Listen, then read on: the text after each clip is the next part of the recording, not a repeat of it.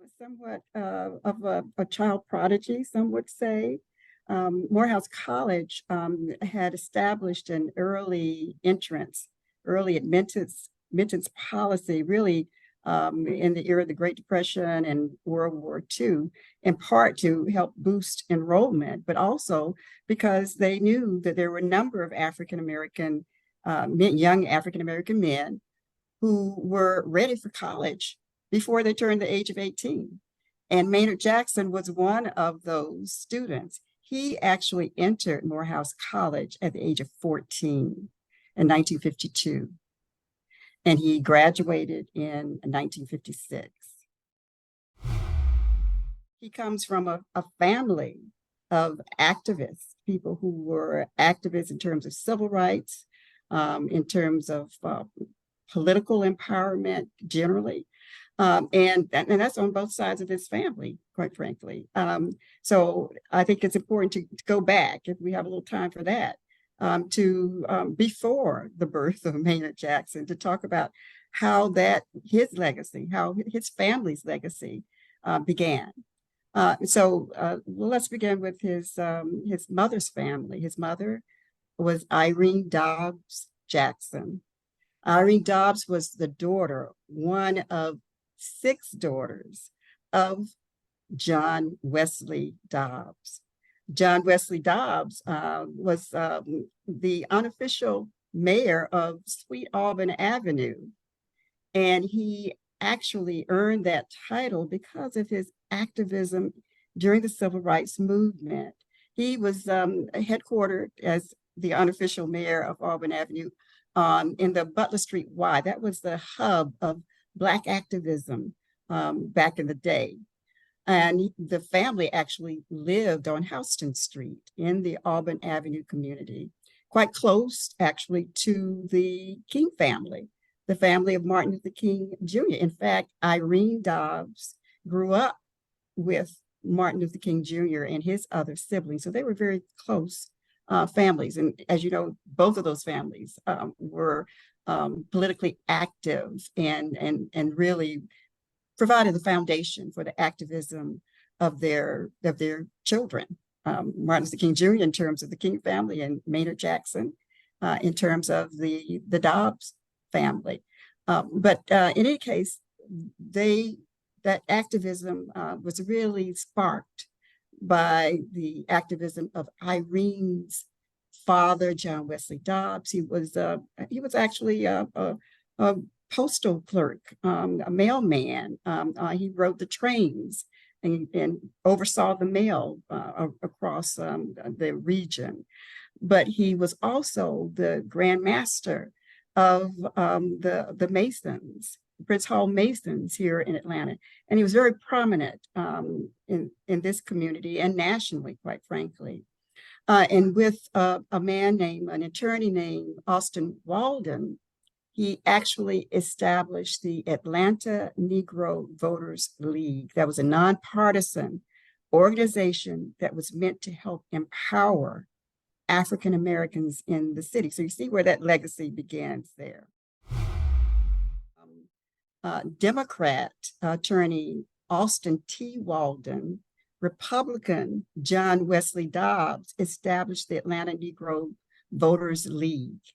And through that organization, that nonpartisan or bipartisan organization, they were able to galvanize the Black vote. And keep in mind that Black voters in the city of Atlanta and really across the South have been disenfranchised early in the century, and really beginning in the late 19th century after the end of Reconstruction and on into the early 20th century, poll taxes, literacy laws were put in place to limit Black voting power.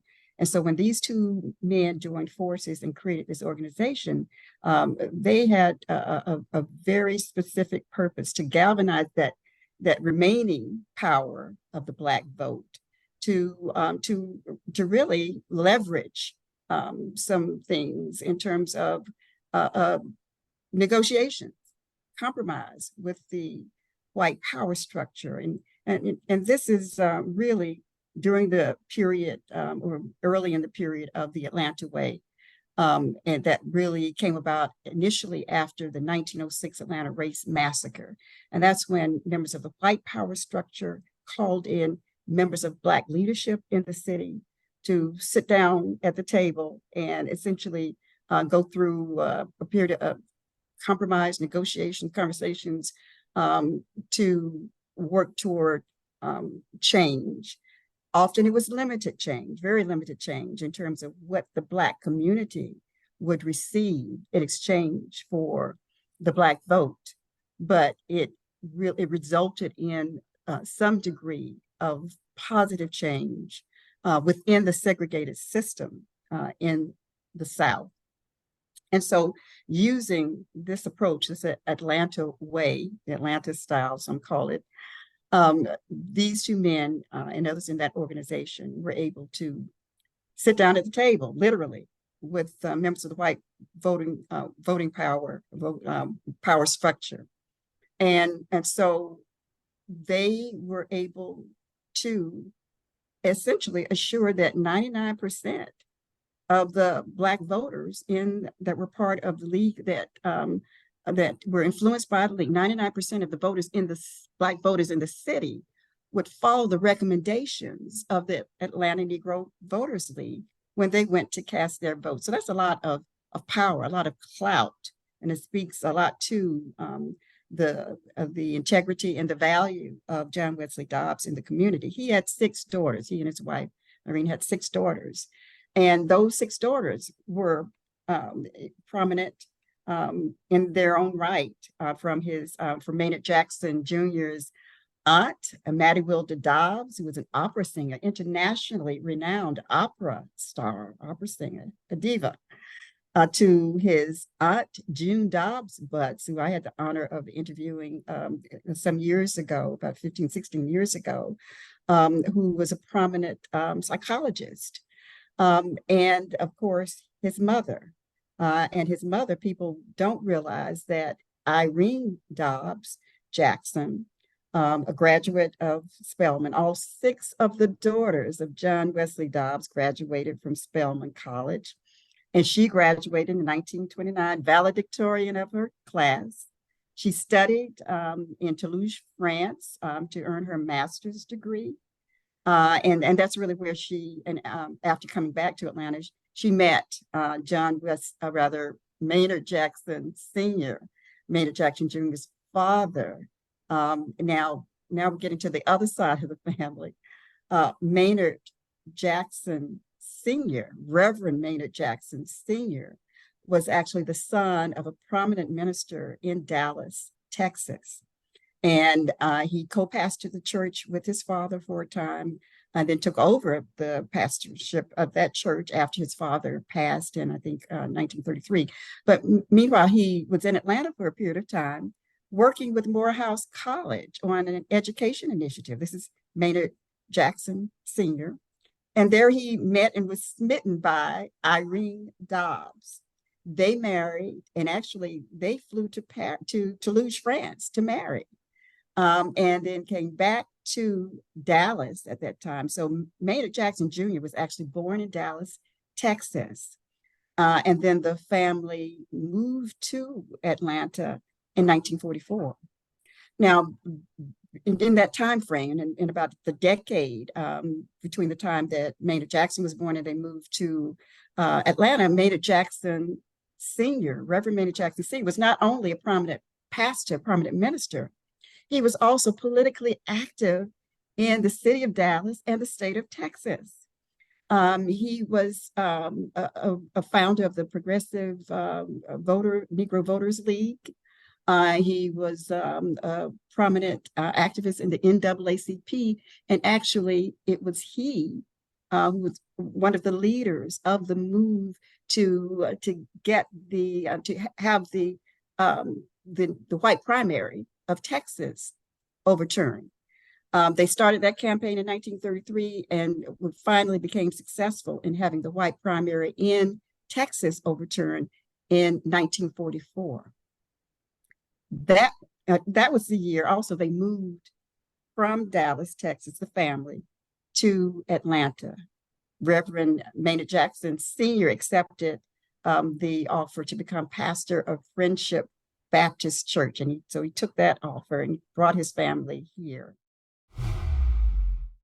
He launched his career really by running for the seat of Herman Talmadge, the avowed flagrant white supremacist. And he lost that race, of course, but he was able to garner about a third of the vote, 1/3 of the vote.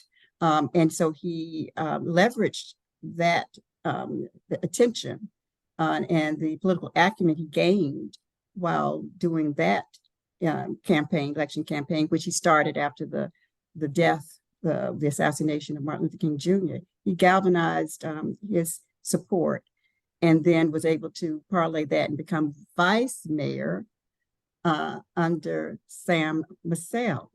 And that's important to know about his history as well. So all during this time, he was gaining experience and really learning to negotiate the environment, the political environment.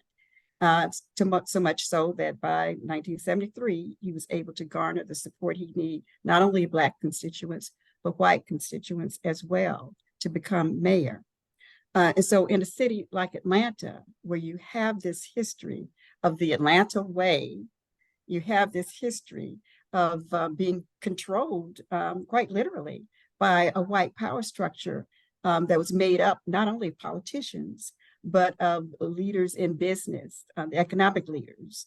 That becomes in itself an interesting kind of environment to negotiate. Maynard Jackson was able to make a great number of strides in terms of changes, in terms of essentially empowering the Black community and other constituencies in the city. But as you know, there were some controversies. I'll just preface again with some of his accomplishments in terms of really helping to build. Atlanta had been trying to garner this reputation since the 1950s, really even before that, late 19th century, as a city that's thriving, that's symbolic or emblematic of the New South, an international city, and it was calling itself an international city when even well before it actually was that, put it out there, projected that. And so in terms of building the airport so that it could become what is now the largest airport on the planet, okay, he really put those things in motion that were needed to make it so.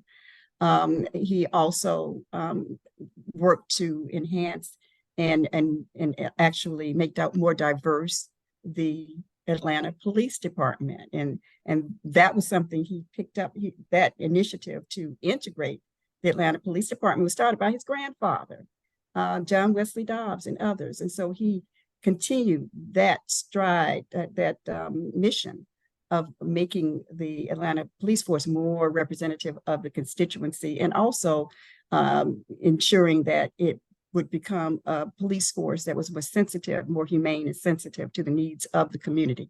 That was an effort. We can argue about whether that actually happened, but that was a major effort of his. In terms of controversy, we know that his tenure as mayor was during the time of the missing and murdered children. That was his second tenure as mayor.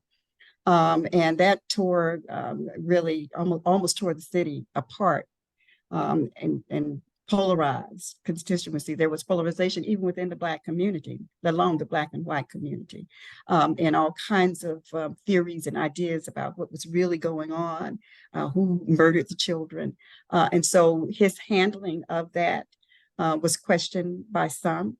And there are still questions about whether the person who was finally arrested and incarcerated for 2 life sentences is actually the person who did those crimes, who killed those children, because he was arrested, Wayne Williams, for the murders of only 2 young men, and they were adults, they were not children. So that's another story. Excuse me. But in addition to that, we know there was controversy around his efforts to have John Inman fired, the police chief fired. John Inman was, of course, white and had been in place for quite a long period of time. And he was able to oust him, but he replaced him with a college friend, Reginald Eves. And there was controversy around Reginald Eves in terms of some of his dealings in the city. But in spite of those controversies, in 1990, decades later, he was elected for a 3rd term as mayor and moved forward with that quest of his to continue to make Atlanta an international city, brought the Olympics to Atlanta, the 1996 Olympics to Atlanta. And so, as with any politician, his life was filled with both wins and misses, losses, near misses, losses, and controversy. I would say that Maynard Jackson, actually, his life, his career, his legacy actually helped to realize this dream and this promotion of Atlanta as an international city, as a city that was and continues to be to this day gateway to the South.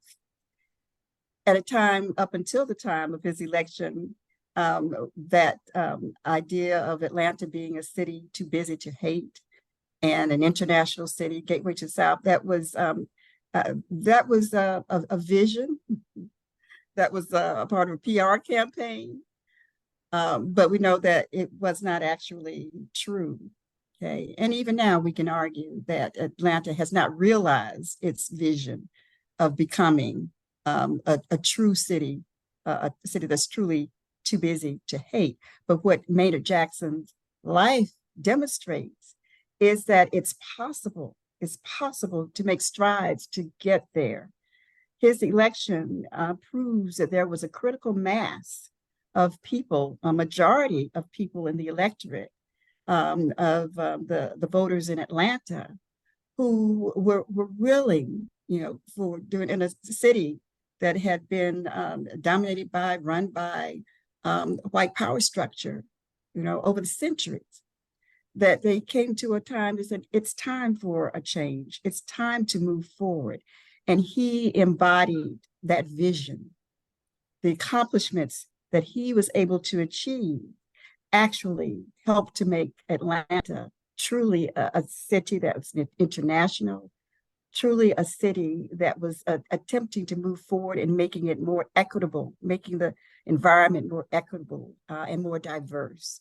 We still have a long, long way to go, especially in the environment that we have now, where you have a lot of retrenchment, regression, and polarization in terms of the political realm and social realm, in terms of social justice.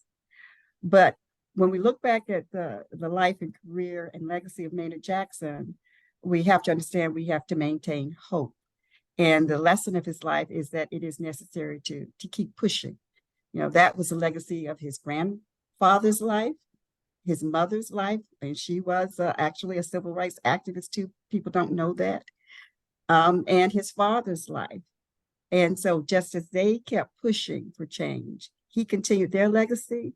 And it's incumbent upon folk in the city of Atlanta, those in politics and those not in politics, to keep pushing for the kinds of positive changes that Maynard Jackson wanted to achieve in his lifetime.